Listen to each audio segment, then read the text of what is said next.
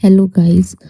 आज हम पढ़ने जा रहे हैं line to line Hindi explanation of poem to his coy mistress, जो कि आने वाले आरपीएससी फर्स्ट ग्रेड एग्जाम में हमारे न्यू सिलेबस में इंक्लूड की गई है। इसके पोइट का नाम है एंड्रयू मार्वेल। तो चलिए शुरू करते हैं हमारी पोएम की लाइन टू लाइन एक्सप्लेनेशन। उससे पहले आपको मैं इंट्रोड्यूस करवा दूं कि एंड्रयू मार्वेल की कविता, ये जो पोएम है टू हिज कॉय मिस्ट्रेस, किस बारे में है। वह ये अपनी शर्मीली प्रेमिका के बारे में है। यह एक प्रसिद्ध कार्पे डिएम कविता है, जिसका अर्थ होता है समय का आनंद लो, या जो अभी जो पल चल रहा है उस पल में जियो। यह कविता 3 हिस्सों में बटी है। पहला भाग है, अगर हमारे पास अनंत समय होता, मतलब बहुत ज्यादा टाइम होता, तो क्या होता। दूसरा भाग है कि समय की क्रूर सच्चाई, the cruel reality of time क्या है। और तीसरा भाग है, अब कार्रवाई का समय है, कि द कॉल टू एक्शन जो है कार्प डीएम, मतलब अभी के पल में जियो। तो लेट्स स्टार्ट। हमारा जो पहला भाग है वह है, अगर हमारे पास अनंत समय होता, यानी if we had infinite time. बहुत, यह भाग कवि की कल्पना है कि अगर हमारे पास बहुत सारा समय होता तो वह अपनी प्रेमिका के साथ कैसा व्यवहार करेगा।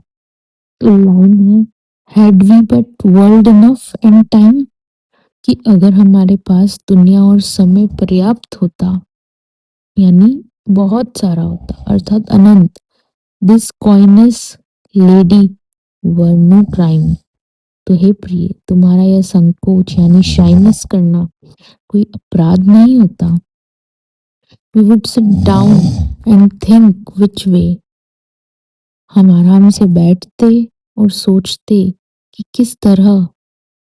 To walk and pass our long love day, हम अपनी प्रेम की लंबी दिनचर्या, लॉन्ग लव डे कैसे गुजारें।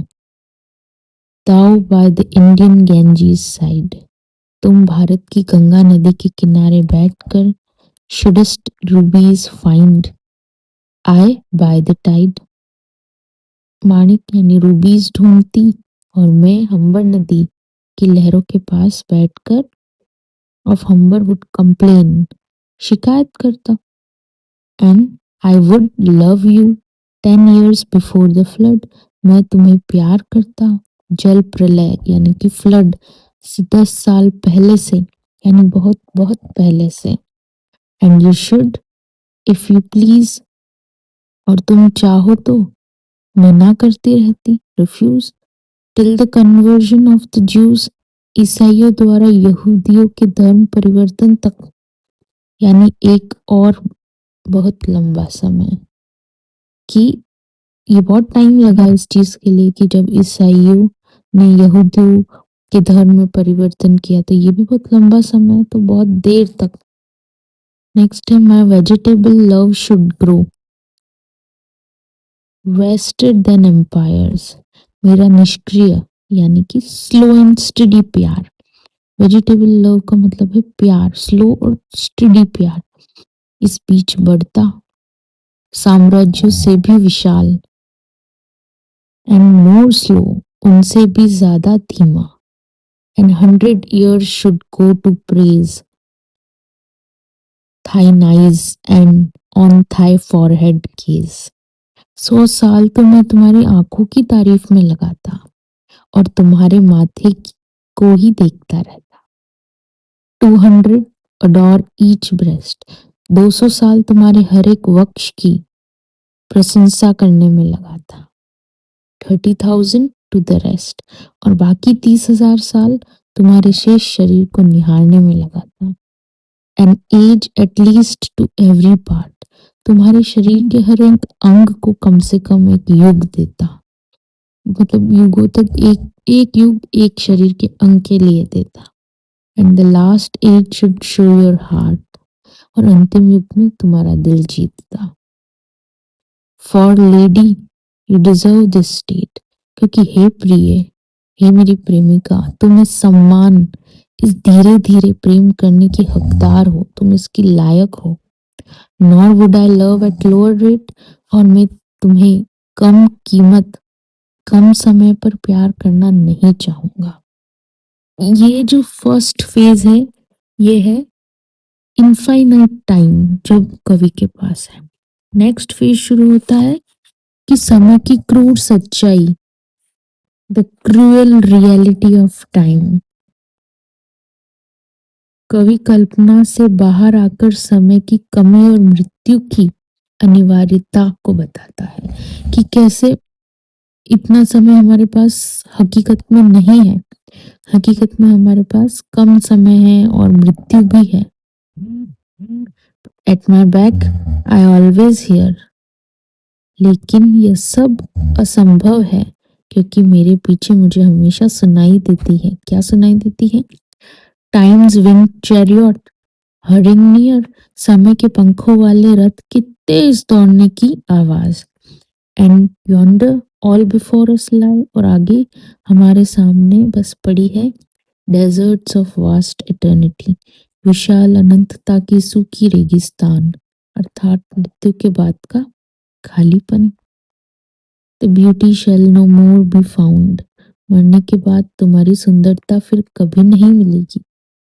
Nor in thy marble vault shall sound, और ना ही तुम्हारी संगमरमर की कब्र के भीतर my echoing song then worms shall try, मेरी गूंजती हुई कविता की आवाज सुनाई देगी। That long preserved virginity, then worm shall try that long preserved virginity. अब कीड़े तुम्हारे उस लंबे समय से सुरक्षित रखे गए कौमार्य यानी कि वर्जिनिटी को चखेंगे या नष्ट कर देंगे। And your quaint honour turn to dust, और तुम्हारा ये अजीब सा सम्मान जो शाइनेस है वो धूल बन जाएगा। And into ashes all my lust, और मेरी सारी वासना भी राख बन जाएगी। The grave's a fine and private place, कब्र एक उत्तम और प्राइवेट जगह है। But none I think do there embrace, लेकिन मुझे नहीं लगता कि वहाँ कोई भी आलिंगन करता है, अर्थात वहाँ प्यार नहीं होता है। तीसरा भाग है अब कार्रवाई का समय है, यानी कि द कॉल टू एक्शन, जिस जो ये मेन इसका थीम है, डेट इज कार्पे डिएम, कि आज में जियो, वर्तमान पल में जियो। कवि यह निष्कर्ष निकालता है कि क्योंकि हमारे पास समय कम है, उन्हें वर्तमान पल का अधिकतम उपयोग करना चाहिए। Now therefore while the youthful hue sits on the thy skin like morning dew, इसलिए अब जबकि तुम्हारी जवानी की रंगत है, यूथफुल हो तुम, तुम्हारी त्वचा पर सुबह की ओस की तरह बैठी है। And while thy willing soul transpires, और जबकि तुम्हारी इच्छुक आत्मा बाहर निकल रही है। At every pore with instant fires, हर रोमकूप से तत्काल वासना की जो आग है उसके साथ। Now let us sport us while we may, अब हमें जब तक हम कर सकते हैं हमें आनंद लेना चाहिए। And now like amorous birds of prey, और अब शिकारी पक्षियों की तरह जो प्यार में हो, rather at once our time devour, हमें अपने समय को एक ही बार में निगल लेना चाहिए, यानी कि उसका पूरा उपयोग करना चाहिए।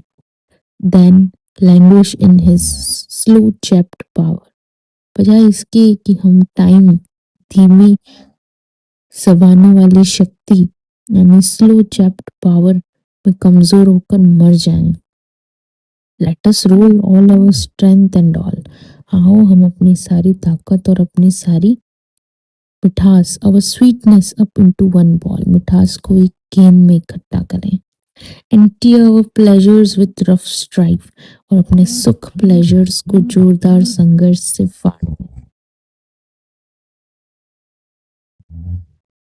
Thorough the iron gates of life, जीवन के लोहों के दरवाजे के पार, यानी जीवन के बंधनों को तोड़कर आनंद ले। थर्स हम देख रहे हैं कवि की क्या मन है, कवि का कैसा मन है अपने मिस्ट्रेस को लेकर।